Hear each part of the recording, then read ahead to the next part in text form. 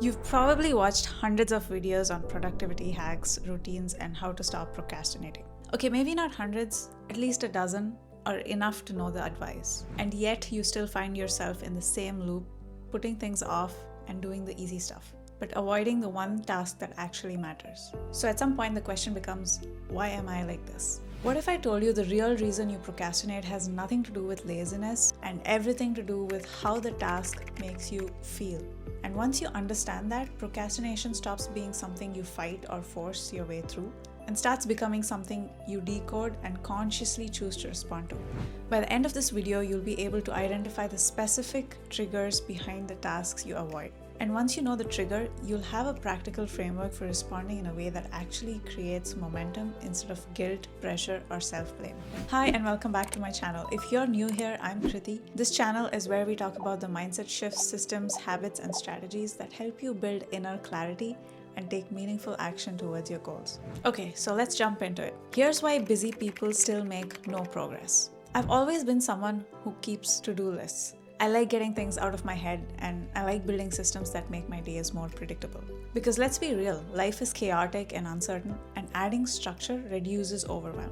Personally, I love the feeling of crossing things off a list. And for a long time, I thought that meant I was productive. But eventually, I started noticing a pattern.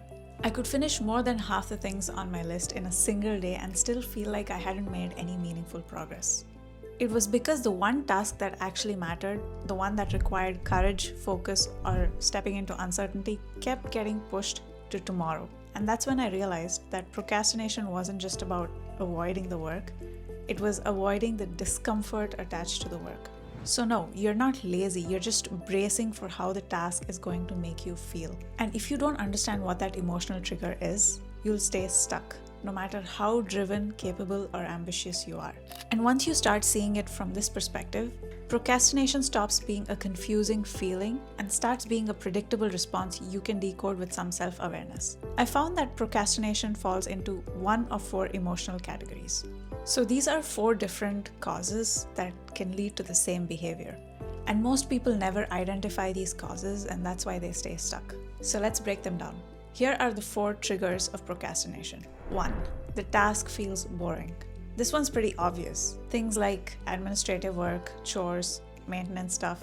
Basically tasks that take energy but don't give you anything back in the moment. There's no payoff or stimulation whatsoever. Your brain resists these tasks because it's not fun. And so it'll happily redirect you towards something more interesting, like scrolling on your phone or watching TV, doing literally anything else. And maybe you tell yourself, I'll get to it when I feel like it. But let's be honest, that feeling never shows up. So instead of negotiating with the feeling in the moment, here's what I do when a task feels boring. I pre-decide. The goal here is to reduce the resistance between you and the task. And depending on what it is, I usually do one of four things. First, I look to see if I can delegate it. If someone else can do it better, faster, or with less resistance, let them. For example, I let my husband assemble IKEA furniture, not because I can't do it or that we assign gender roles, but because he actually enjoys it and he pays way more attention to detail than I do. Your energy is limited, so use it strategically. The second thing I do is I time box it. I decide that I'm going to do the task, but only for a set amount of time. Like I look at the clock and say, okay, it's 11:50 and I'm loading the dishwasher until 12. And most of the time, I'm pleasantly surprised. It takes much less time than I actually give myself. Is it perfectly arranged every time? Not really. But is it finished? Yes. And I got 5 extra minutes back. So when you keep doing this, you're training your brain that the task is not as bad as you imagined it would be, and you can actually get it done fairly quickly. Third, I schedule it like an appointment. If it's an important task, like cleaning the house because I'm expecting guests, I don't just let it float around in my head. I put it on my calendar at a specific time for a specific block. Because if something isn't scheduled, it stays optional. And optional things almost always get pushed aside. And optional tasks also just hang out in your brain, creating low-level stress. 4. I look to see if I can gamify it. I make it slightly more fun than it deserves to be. For example, I use a lot of habit trackers and I'm a very visual and a data-driven person. I mean, I'm a data scientist. So I like graphs that show progress. Not because it's anything profound, but it just adds enough stimulation to lower the resistance. I've linked the habit tracker I use down below if you want to check it out. So when a task is boring, the answer isn't willpower. It's deciding ahead of time how you're going to deal with it so you don't have to rely on how you feel in the moment. And once the resistance drops, the task usually takes way less time than you expected. Okay, so the second trigger is that the task feels unimportant. This one is subtle and can really create mental noise. These are the tasks that feel like you should be doing them, but when you're really honest, they don't actually move your life forward in any meaningful way. They just sit there in the background creating low-level guilt, constant pressure, and quietly stealing energy from the work that actually matters. Like, I once carried around a book I never really wanted to read. Someone had recommended it and I just thought that, yeah, I should read this. So every day it took up mental space, not because I was actually reading it, but because I wasn't reading it when I thought I should be.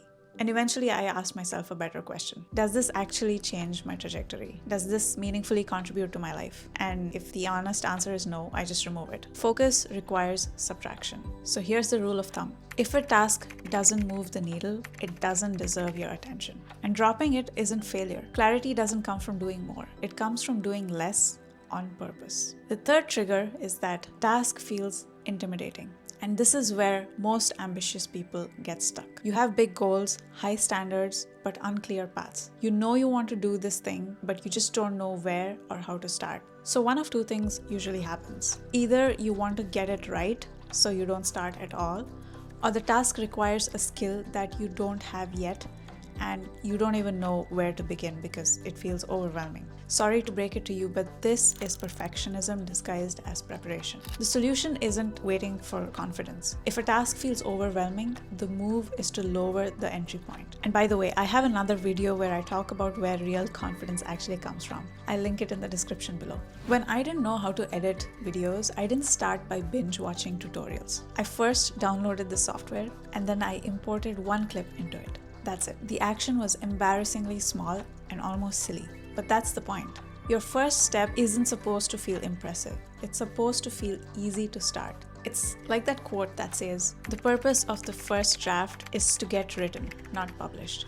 And from there, you just trust that you'll figure it out as you go. You look up specific things when you actually need them. You become intentional about the content you consume because it's directly supporting the thing you're doing, not just giving you the illusion of progress. Clarity comes from consistent action, and consistent action leads to compounding momentum. And that's how you see real progress and real life results. Okay, so the fourth and final trigger is that the task feels uncertain. Now, this is one level deeper than the task just feeling intimidating. Let's say you actually get started with something, but as you're moving forward, you see that there's no clear outcome, no guaranteed payoff, or no immediate validation. Sort of like when I first started this YouTube channel. So a few videos in, my brain started pushing back. Uncertainty feels unsafe, so you start questioning everything.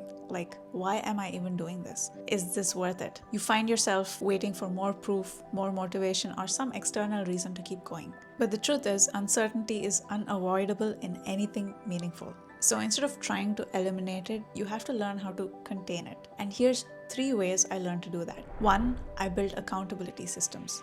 External structure beats internal motivation every time. For example, you can tell a friend, post about it publicly, or even hire a coach. There needs to be something outside of you and your environment that helps you keep showing up even when you don't feel like it. It could also be something like using a visual tracker. And this goes back to the whole concept of gamifying the whole thing. The second thing is more of a mindset shift. I make a conscious decision to detach from outcomes. I commit to the process for a set period of time, say 3 months. And the goal here is to just show up. In other words, stick to the plan. So if it's something like video editing, I decide ahead of time that I'm going to learn it for 2 months. No negotiation. There's no need to evaluate whether it's working halfway through. And number 3, I track alignment, not just progress. Along the way, I check in with myself and ask, does this feel sustainable? Is this something that I actually enjoy doing? And if the answer is no, I adapt. I shift gears or I pull the plug. And I don't look at changing direction as inconsistency or failure, as long as it's not happening every other week. It's part of strategy, and it's how progress actually happens. So here's the pattern all of this points to. Procrastination is just feedback, which is telling you to respond differently, not try harder. Most people attack the behavior and habits, which is actually the effect, but very few people interrogate the cause, and that's why nothing changes. Once you separate the emotion from the task, you regain control. You stop reacting and you start choosing. So start small, but start deliberately. At the end of the day, you can stay busy forever with all your to-do lists and make zero real progress if you don't attack the big thing that's staring you right in the face. And I just showed you the approaches you can use to tackle it by first naming what the big cause is. Pause for a moment and ask yourself, what am I actually avoiding and why? Because the moment you decode the trigger, the solution becomes clear if you keep this framework in mind. It's also how you earn self-trust. This is where real change begins. If you want more content like this, hit like, subscribe, and send it to someone who could use it right now. Thanks for watching, and I'll see you in the next video.